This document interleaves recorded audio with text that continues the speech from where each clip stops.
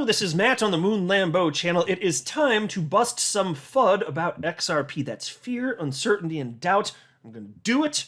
It's about the article that's on your screen right now, and then we're going to take this article and we're going to place it in the Moon Lambo wood chipper and hopefully never speak of it ever again. That's the goal. That's the goal. Here's the headline from FX Street.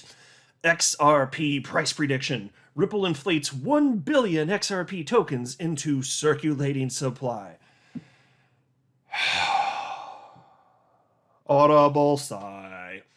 Hashtag facepalm. So here's the thing. This is from FX Street. Sometimes they have some nice articles, but it depends on who's writing stuff. I don't know why they're allowing people to write stuff on topics that they clearly know little to nothing about. Like, I mean, yeah, it's kind of cute, kind of like when you see a mainstream news outlet, like they don't really understand crypto, but it's cute. They're writing articles about it. They're trying. They're doing the distributed magic internet money thing. They're trying to do it. Oh, it's adorable. Except for the problem is you're allegedly an authoritative source, and some people are going to think that what you're saying makes sense, but it does not. So I'm going to cover that, and I have some other stuff for you too, as well as this article from Crypto Newsflash titled, Ripple developers set to revamp the design of XRP ledger sidechains. And I will tell you here at the outset, part of what they get at in this article is the idea that XRP actually can be positioned to compete specifically directly with the likes of Ethereum in the world of smart contracts. And it's interesting, that's not the only reason that you could argue that the XRP ledger is going to be more and more so in direct competition against ETH. We're still waiting for the XLS 20 amendment to pass. I'm presuming that it will. We'll see.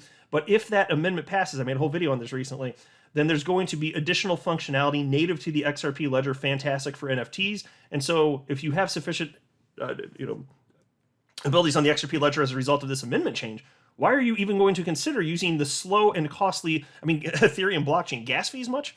So anyway, before going further, I do want to be clear, I do not have a financial background of any kind. I am not offering financial advice, and you definitely should not buy or sell anything because of anything I say or write. I'm just an enthusiast who enjoys making YouTube videos about crypto-related topics, but just as a hobby and just for fun. All right, so this article is just from late last night, so it's a new article from FX Street from a guy named Tony, and the headline is, again, XRP price prediction. Ripple inflates 1 billion XRP tokens into circulating supply. Ripple's recent injection of new tokens into the market could be the straw that breaks the camel's back. XRP price currently auctions at 33 cents, as the bears have suppressed the digital remittance token in a historical barrier dating back to March 2022.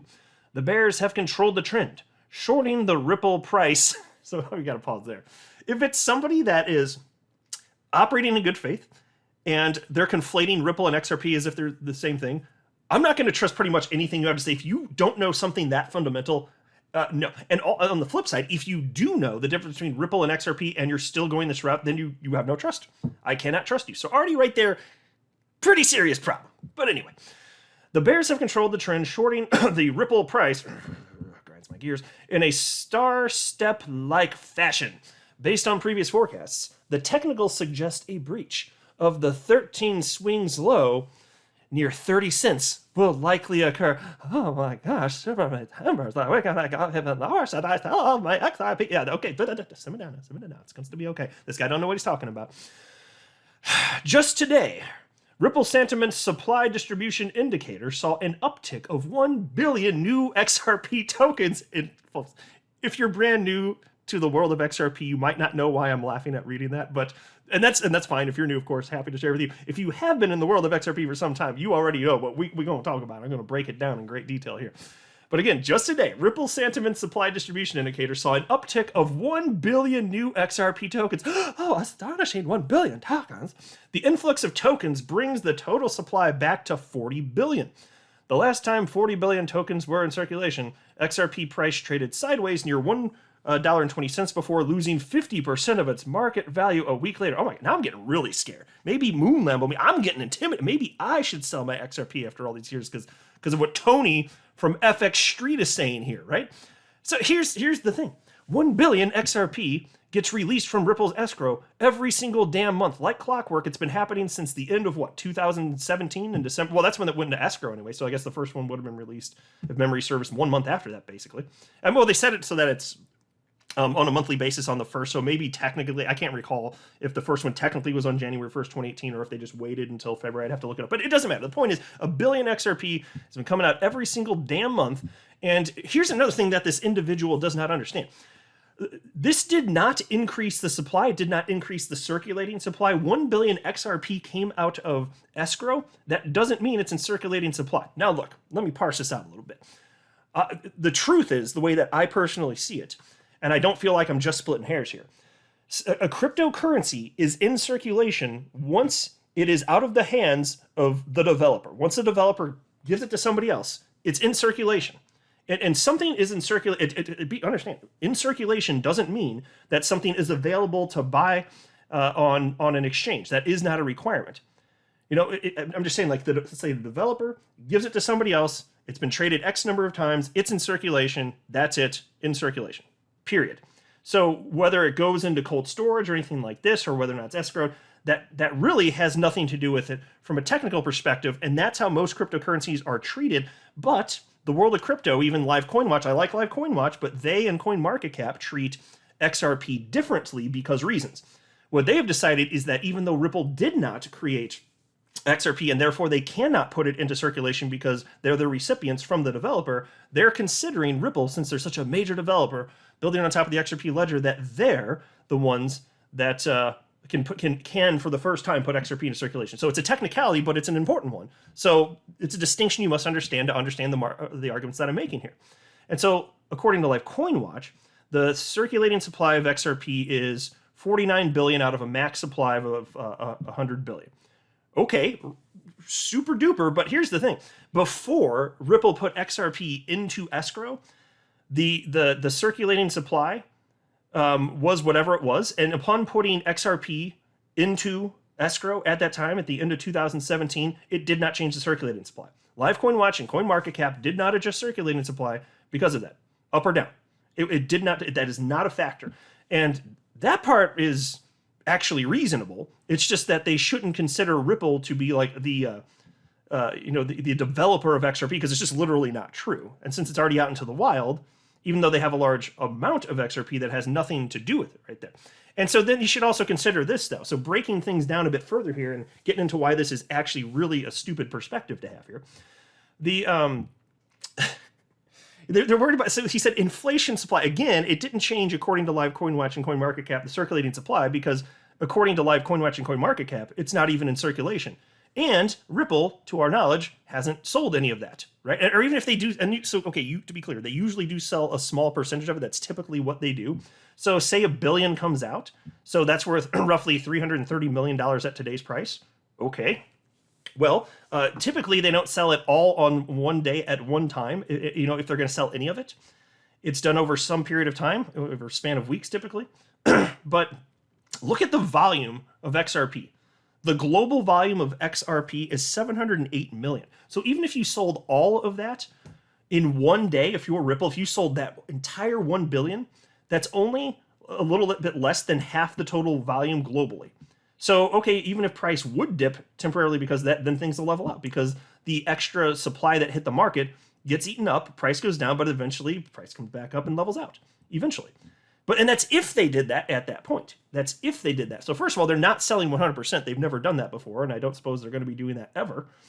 But even if they did, they probably wouldn't do it all in one day, so it still wouldn't be noticeable. So imagine that $330 million worth, instead of selling it all on one day, because Ripple's not a bunch of idiots, they just sell, if they did want to sell 100% of it, maybe they'd sell it over a span of a month, but it gets even more ridiculous to make the claim that this would just hammer the XRP markets, because even if they sold it, who are they selling to? It's not getting loaded up on exchanges right away, so the typical retail speculator isn't even reacting right away. Who's receiving it if Ripple's selling it? Ripple sells to strategic key partners, and a lot of it has to do with managing liquidity for their product, on-demand liquidity, which is a part of RippleNet, utilizing XRP as a bridge currency. So even if you max this out, if you're Ripple, if you're actually going to do this, it's to key partners. It doesn't instantly hit the market, and over it's a period of time. Even if it did magically hit the market, it would be done over a period of time, because Ripple's not full of a bunch of idiots. So But this author here of FX Street does not understand these very basic things. So it's again, that's why I said, oh, it's cute when people write about stuff they know nothing about. Isn't it just completely adorable? It would be if you weren't leading people astray. That's all I'm saying here. Oh man. Anyway, piece continues. Regardless of Ripple's intentions with the tokens, the inflation festers with basic supply and demand principles. Pause. This guy doesn't understand supply and demand then.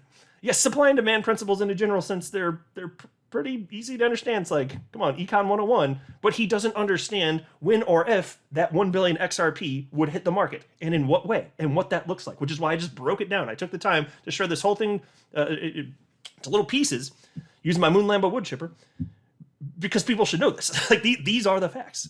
And then he writes, with more tokens in circulation, there is more potential for institutional selling. This recent occurrence should be the catalyst to induce the large sell-off that the technicals have been suggesting. And again, that's so BS because even if you do sell all of that, even if you sold all of it, and they're not going to sell all of it, they never do.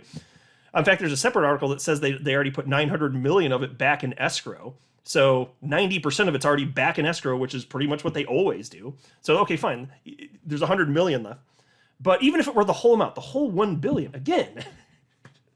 Do you understand the way that this would trickle through the system gradually? Because, again, if you're looking at the daily volume, and a lot of times it's actually even higher than this, it happens to be over the last 24 hours, a little over 700 million for XRP. Dump all you want, you're barely going to put a dent in the market. If you dumped all of it at once. That's what it looks like right now, right? I'm not saying that the price wouldn't necessarily take some sort of hit if you dumped it on an exchange. It's like suddenly... But of course, then arbitrage plays out because if you dump all of it on an exchange, well, eventually there's not enough buyers for it, so the price would crater down to like absurdly low prices, maybe into the single digits, because if it happened that quickly. Other exchanges would be at the current global rate of about 33 cents probably, and then people would start to engage in arbitrage, which would level the price out over time. So I don't think he understands any of this. It would still even out. Because understand, on exchanges, you have different pools of people in like closed off little systems effectively looking at the current rate for an asset on that exchange. If there were a sudden influx on one exchange driving the price down, well, people are going to notice that and take advantage of that, and then it still levels out. This is what it is. All right, I'm going to move on here. So then there's this. Crypto newsflash. Ripple developers set to revamp the design of XRP ledger sidechains.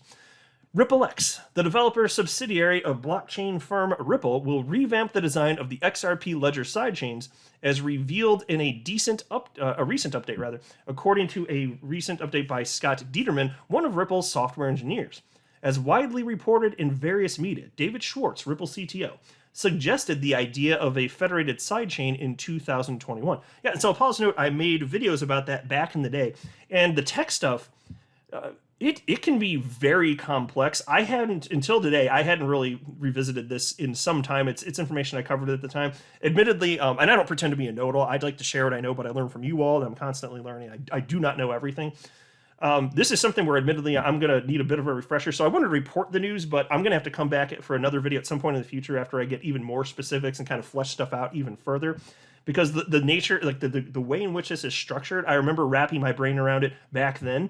And then it's not something that's regularly discussed necessarily, but the implications are actually pretty damn big, honestly. So check this out. This feature will enable XRP Ledger to become a top Ethereum competitor, as it would also be able to implement smart contracts. Also, they can unlock more tokenization features. It can be possible to test new features on the XRP Ledger without compromising their functionality because sidechains have a custom set of transactions and validators. Sidechains utilize a feature known as the federator to connect with the mainnet. So I'll just pause to note, and I certainly recall this part. These are separate blockchains, just to be clear. So the good news is in taking this type of approach, you wouldn't be giving up all these sorts of awesome functionality that you see on Layer 1 with the XRP Ledger in terms of how fantastic it is for payments. And David Schwartz has talked about, hey, if we're going to change anything, let's just be super careful here because there are trade-offs when you change the nature of a blockchain. And so if you go too far in a direction to add certain functionality, it could and would impact the speed of XRP on the XRP Ledger. And then it's like, okay, well, is this now the best token on the planet for payments? Is it the best for on-demand liquidity? Well, if you change it too much, no, which is why if you have separate blockchains that are attached, you can add additional functionality, and you can even actually lock up XRP potentially on the XRP ledger to be, because you know that it's good for it because it's just cryptographic code, you know it's there, but then you can use that since you know it's locked up on the XRP ledger in sidechains. That's kind of in a nutshell what I recall anyway, but like I said, admittedly, I'm going to need to, that was just from memory from like over a year ago. I didn't do any additional research on this today, so I'm going to have to get even more of a refresher and learn even more, and happy to talk about this, but I wanted to at least share this today because this news just came out today, and I think it's cool seeing the increased functionality potential for the XRP and the XRP ledger. It's just amazing, the potential out there. But I'll go ahead and wrap up for now. I'm not a financial advisor. You should not buy or sell anything because of anything that I say or write. So that would be a very, very, very bad idea. Until next time, to the moon, Lambo.